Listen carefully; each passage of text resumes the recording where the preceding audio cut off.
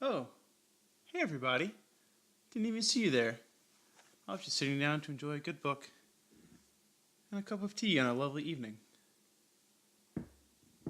So glad that you could join us.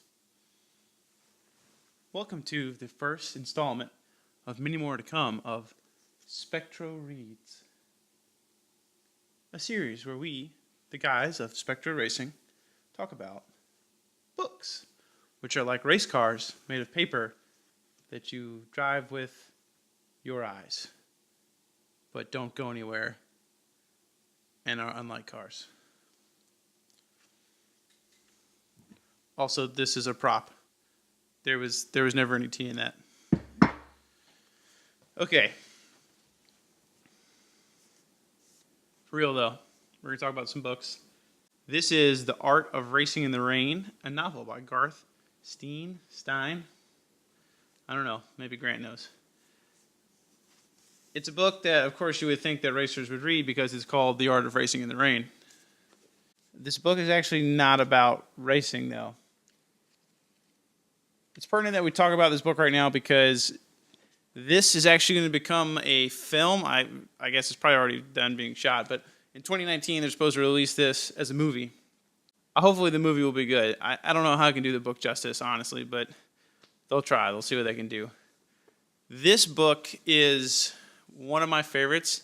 It's not a hard read. It's not a complex book in that there's not a lot of tough stuff to really there's no point in this book where you have to stop and think about it and reread a section.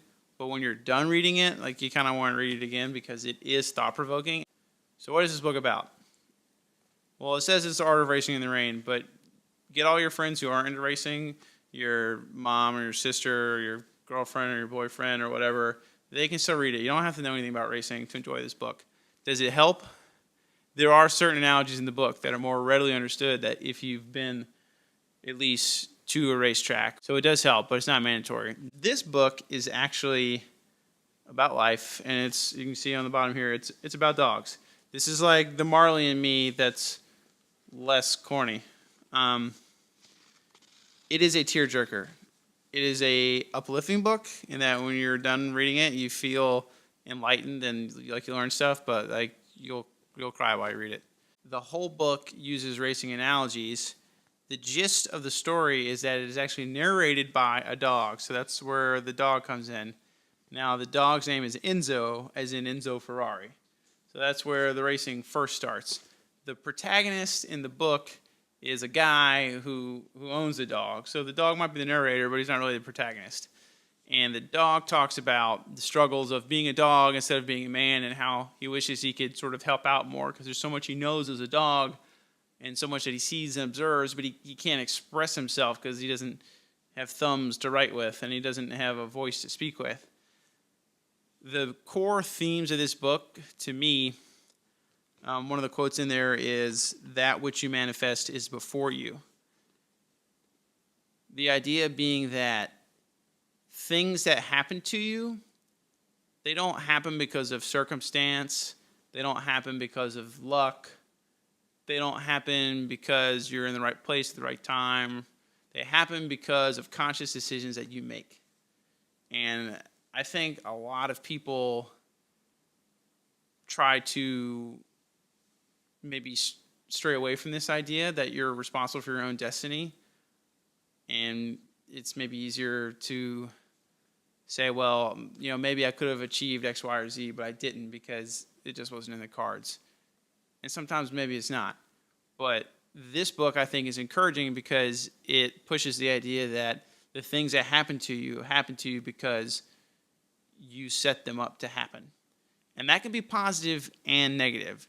That which you manifest is before you, meaning those things that you cause to occur, they're in your immediate future. They're before you. They're going to occur. In this book, a lot of this is actually bad stuff that happens to the protagonist. And there's kind of two ways you can interpret it as you read it. You can kind of say, oh, this guy kind of has a lot of bad stuff that happens to him, and he's an unlucky dude. Part of it is stuff that's beyond his control, but part of the things are things that are within his control. Some bad things happen that he doesn't really anticipate are going to happen, but they happen because he allows himself to be in a situation in which they can occur. And this sort of questions the idea of what is blame and what is responsibility. Is he responsible for anything that happens, even if like he doesn't mean for it to? And the idea that, to me, the book pushes is that, yes, he is responsible for anything that happens in any situation, even if maybe he didn't mean for it to happen, or he didn't initiate something, or he didn't even intend to ever do anything wrong. But what he did do is fail to prevent it from happening. I feel as a society we've gotten away from the idea of personal responsibility, that things you do are on you. And we've gotten more towards the idea of, well, this thing occurred, not I did this thing. And this book pushes that idea back on you, and it says, you know what, like things that happen to you, they happen for a reason. The racing analogy that goes into this is, and the rain thing is talking about keeping your eyes up and looking ahead. And anybody who does racing of any form knows that looking ahead is important, because you have to be able to give your brain the information it needs to make decisions to drive the car and put the car where it needs to be. And in the rain, you have to do it all much more smoothly and intuitively, and there's more reactions involved because you can't anticipate every little thing that's going to happen. On a dry track, the conditions are pretty stable. You know what the line is going to be. You know where to accelerate, and you know where to brake, and you know where to turn in. But on a wet track in the rain, the conditions are constantly changing, and you don't drive the same line. You don't put the car in the same places that you do in the dry. And the people who are fast in the rain are the people who can not only anticipate the changes, but react to them quickly. The same is true about life in general, and that's kind of the gist of this book, I guess. It's still, to me, an uplifting book, because even though like a lot of bad stuff happens to the protagonist, like in the end, he continues to he fights and he fights and he fights and he fights, and like stuff works out for him. You know, the story is really like, how do you deal with the things that you can't control? There's always going to be people that do bad things to you. There's always going to be some sort of problem that is maybe not your fault, that gets pushed on you by somebody else. And the concept of the art of racing in rain is you should just own that stuff. Like you should, if somebody pushes some bad situation on you because of some circumstances that you allowed to occur, instead of blaming that person, you should reevaluate, what is it that I did or that I failed to do that allowed this situation to even come about? And I think a lot of people would say like, oh, well, if you're at a street racing event and you're just there hanging out and somebody runs into your car or hits you and breaks your leg or whatever, it's not your fault because you were just there watching. But I don't think that's true. Like you went to something you knew was inherently dangerous and you put yourself in a situation that there wasn't any protection against something bad happening.